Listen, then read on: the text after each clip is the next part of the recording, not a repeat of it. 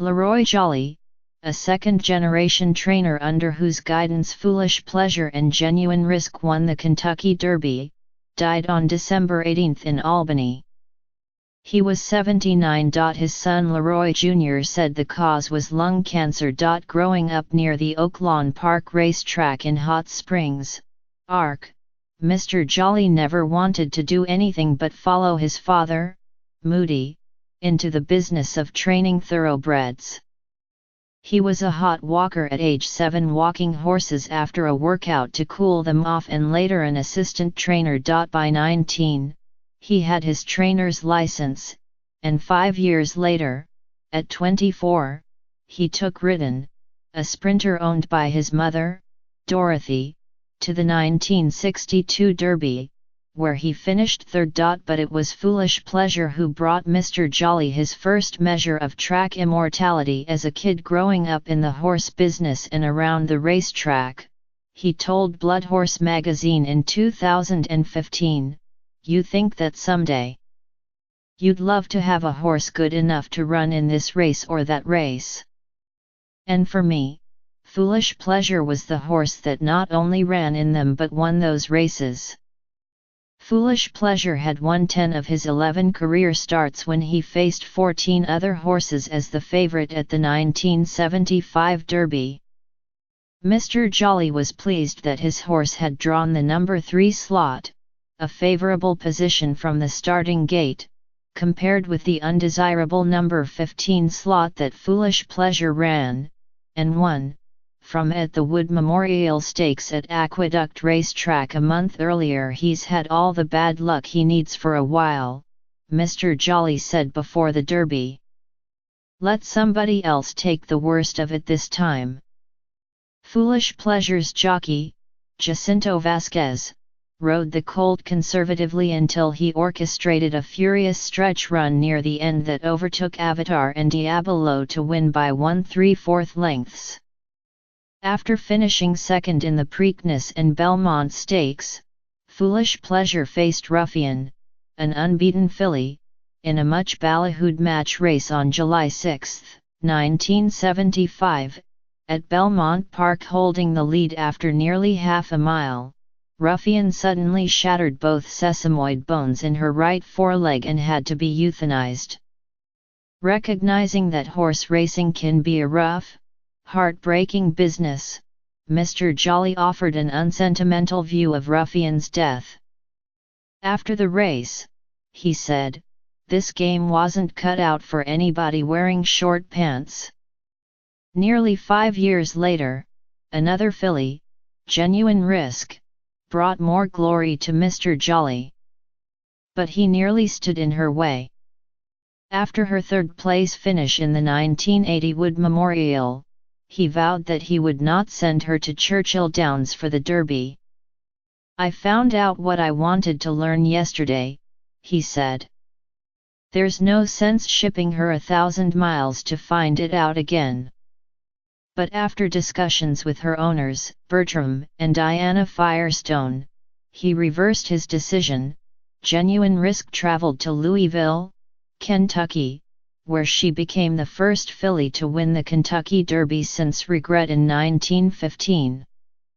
And, like Foolish Pleasure, Genuine Risk finished second at the Preakness and Belmont. She wanted to win, and she would run so hard after some of her races, she just practically would lay down for 3 or 4 days, Mr. Jolley told the Associated Press in 2008 after Genuine Risk died at age 31. LeRoy Stanton Jolley was born on January 14, 1938, in Hot Springs, a hotbed for horse racing known as the Saratoga of the South. He would follow his father on the racing circuit, where, in Florida, his barn was next to Sonny Jim Fitzsimmons, who trained 2 Triple Crown winners, Gallant Fox in 1930 and Omaha in 1935. "I can't imagine better tutors than my father and Sonny Jim," he told the New York Times in 1981. Mr. Jolley left the University of Miami after 1 year, preferring to be schooled in barns and paddocks. He had his first winner in 1958 with Somnus, which his father bred and his mother owned. And, after taking ridden to the Kentucky Derby and the Traverse Stakes, which he lost by a nose to Jaipur, Mr. Jolley took a low-profile detour for nearly a decade, training horses in New York, Illinois, and Florida to modest acclaim. He gained greater renown for Foolish Pleasure's victory at the 1975 Derby, and for his anger about track conditions at Pimlico Racecourse after Honest Pleasure, who shared a sire with Foolish Pleasure, finished second at the Preakness Stakes in 1976. That year, Mr. Jolley starred in a commercial for Miller Lite beer with Foolish Pleasure and Honest Pleasure. The campaign, which used sports celebrities to market a beer that tastes great and was also less filling, put Mr. Jolley in a barn at Belmont Park with his two horses. "I'm a man who's known for his pleasures," Mr. Jolley said. "These two I train. And this one I drink. But what I love best is the way it tastes. What a pleasure. Right, guys?" After their whinnied assent, Mr. Jolley added, "Am I a trainer or am I a trainer?"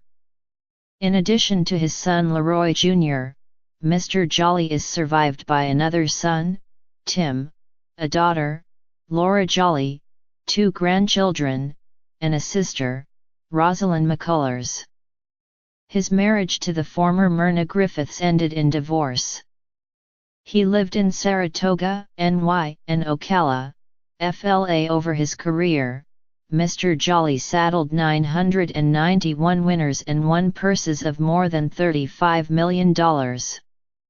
He was inducted into the National Museum of Racing and Hall of Fame in Saratoga Springs, NY, where three of his horses, Genuine Risk, Foolish Pleasure, and Manila, are also enshrined. He retired for a while but returned in recent years to train horses again. They were not the high-quality horses he had trained in the past. The people that owned them were trying to find out if they were good enough to compete in New York, and most of them weren't very good, LeRoy Jolley Jr. said. But it was a world that the elder Mr. Jolley missed. "I got bored," he told the Pollock Report, a horse racing news website, in 2016. "I don't play golf anymore and I don't fish, so I went back to doing what I know.